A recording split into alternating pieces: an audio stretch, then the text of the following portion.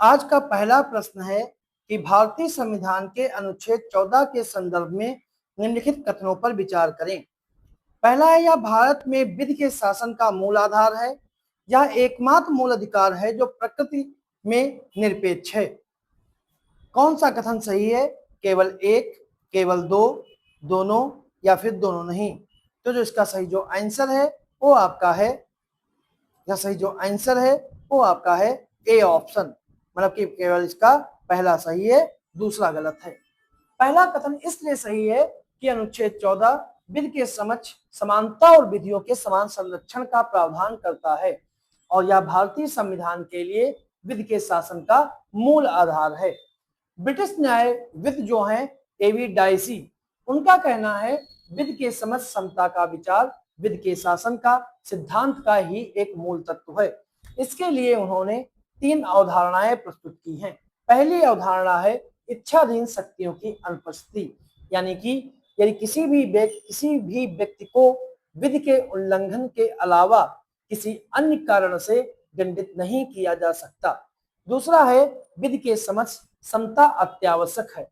इसका मतलब है साधारण विधि या साधारण विधि न्यायालय के तहत सभी नागरिकों के प्रति समान व्यवहार होगा, यानी कि चाहे कोई भी व्यक्ति अमीर हो, गरीब हो, ऊंचा हो, नीचा हो, अधिकारी हो, गैर अधिकारी हो, कोई भी कानून से ऊपर नहीं है।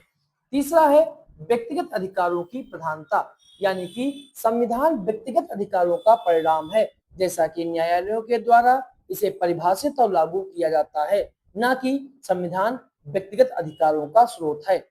पहले और दूसरे कारक ही भारतीय व्यवस्था में लागू हो सकते हैं, कोई तीसरा नहीं। भारतीय व्यवस्था में संविधान ही व्यक्तिगत अधिकारों का स्रोत है। उच्चतम न्यायालय ने माना है कि अनुच्छेद 14 के अंतर्गत ही उल्लेखित विधि का शासन ही संविधान का मूल तत्व है और इसे संशोधन के द्वारा समाप्त नहीं किया जा सकता। इसलिए पहला कथन सही है। दूसरा कथन इसलिए सही नहीं है क्योंकि अनुच्छेद 14 निरपेक्ष नहीं है।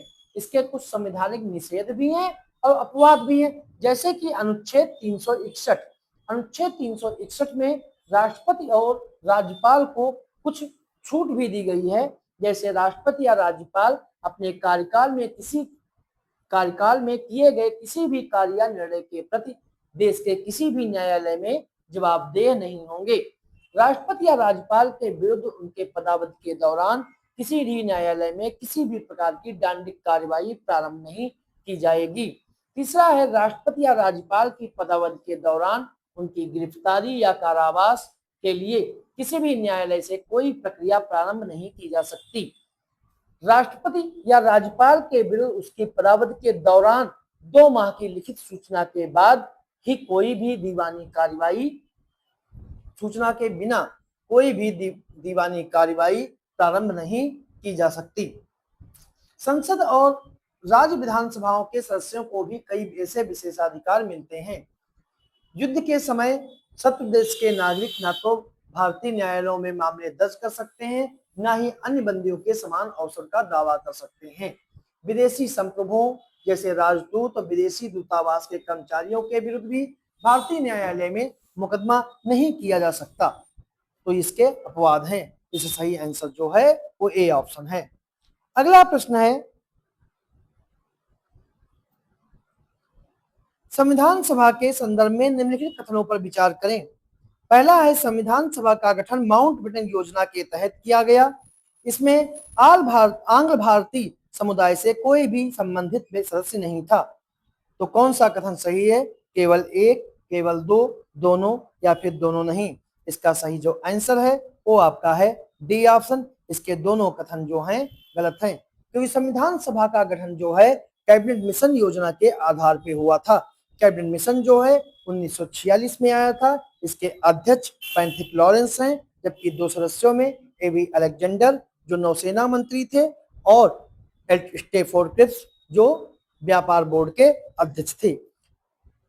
कैबिनेट मिशन की सिफारिश पर संविधान सभा का ही गठन हुआ था और उसी की सिफारिश पर अंतरिम सरकार का गठन 2 सितंबर 1946 को हुआ था। इसके अध्यक्ष लॉर्ड वेवेल और उपाध्यक्ष जवाहरलाल नेहरू थे। अगला प्रश्न है, जबकि आंध्र भारतीय समुदाय में मतलब भारतीय संविधान में सभी व्यक्तियों को, सभी समुदायों को, चाहे महिलाएं हो, एससी हो, एसटी हो, ओबीसी हो, एग्लो इंडियन हो, पारसी हो, ईसाई हो, सभी को प्रतिनिधित्व दिया गया था। अगला प्रश्न है, निम्नलिखित में से किसके द्वारा संसद नई अखिल भारतीय सेवाओं के सृजन का उपबंध कर सकती है?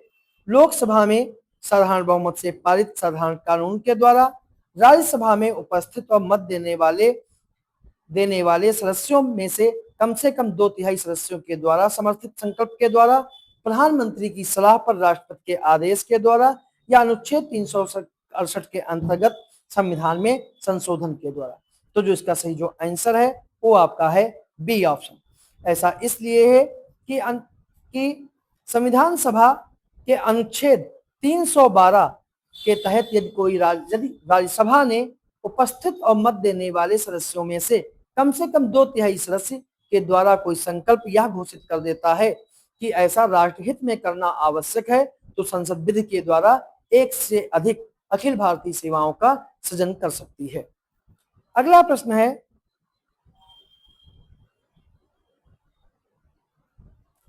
कि निम्नलिखित कथनों पर विचार करें कि वायसराय को भारत में ब्रिटिश ताज का प्रत्यक्ष प्रतिनिधि बनाया गया। दूसरा, इसने भारत के राज्य सचिव के पद का सृजन किया। तीसरा, इसने निदेशक मंडल और निदेशक बोर्ड को भंग कर दिया। तो जो उपरोक्त विशेषताएं हैं वह किस अधिनियम की हैं? ऑप्शन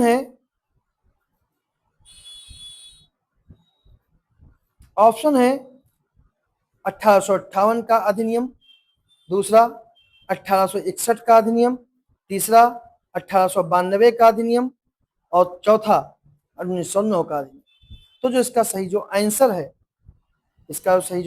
है वो आपका है ए ऑप्शन, यानी 1858 का अधिनियम। 1858 का अधिनियम भारतीय शासन प्रणाली में बहुत ही महत्वपूर्ण है, क्योंकि 1858 के अधिनियम को भारत के शासन को अच्छा बनाने वाला अधिनियम कहा जाता है। इस अधिनियम ने ईस्ट इंडिया कंपनी को समाप्त कर दिया और सारी शक्तियां जो हैं ब्रिटिश राजशाही को हस्तांतरित कर दी। इसी अधिनियम ने एक नए भारत सचिव के पद का सृजन किया, जिसे भारतीय प्रशासन पर पूर्ण अधिकार और नियंत्रण प्रदान किया गया। राज्य सचिव जो था वो ब्रिटिश कैबिनेट का सदस्य होता था और ब्रिटिश संसद के प्रति उत्तरदायी होता था। इसने बोर्ड ऑफ कंट्रोल और बोर्ड ऑफ डायरेक्टर को समाप्त करके द्वैध शासन प्रणाली को समाप्त कर दिया। इसमें प्रावधान किया गया कि भारत का शासन महारानी विक्टोरिया के अधीन होगा और भारत के गवर्नर जनरल का नाम बदलकर भारत का वायसराय हो जाएगा और लॉर्ड कैनिंग भारत का पहला वायसराय बना।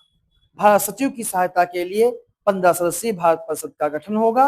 यह परिषद एक सलाहकारी समिति होगी और भारत सचिव को इस परिषद का अध्यक्ष बनाया गया और इस परिषद पर मुकदमा चलाने का अधिकार इंग्लैंड में था और इस परिषद पर भी मुकदमा चलाया जा सकता था और यह परिषद भी किसी पर मुकदमा कर सकती थी।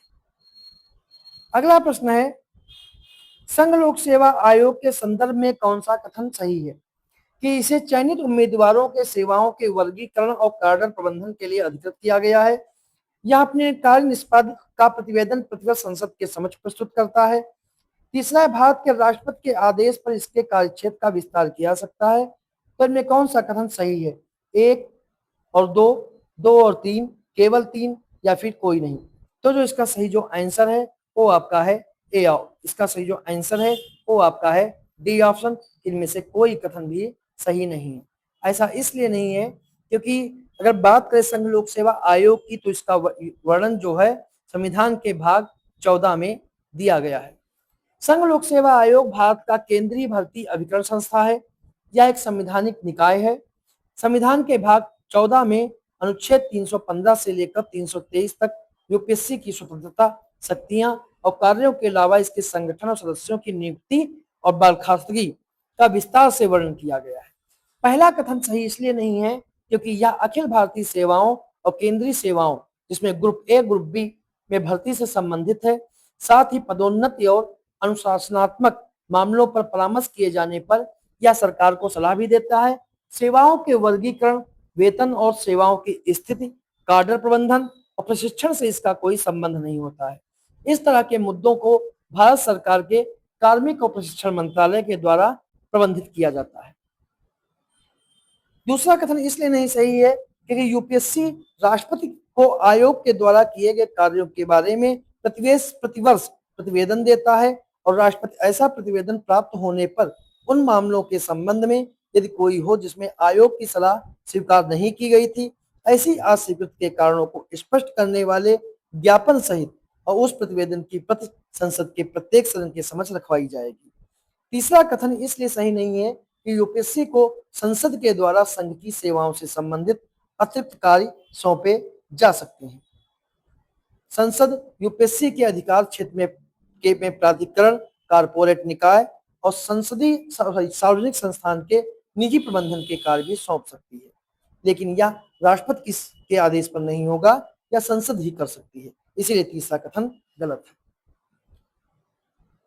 आज का आखिरी प्रश्न ये है कि निम्नलिखित कथनों पर विचार करें। किसी राज्य के नाम में परिवर्तन से संबंधित विधेयक को संसद में पूर्ण बहुमत से पारित करना होता है। दूसरा है किसी राज्य के नाम में परिवर्तन से संबंधित विधेयक केवल राष्ट्रपति की पूर्व स्वीकृति से ही संसद में प्रस्तुत किया जा सकता है। इसका कथन कौन सा सही है? केवल एक, केवल दो, दोनों या फिर दोनों नहीं। तो जो इसका सही जो आंसर है वो आपका है बी ऑप्शन, केवल दो।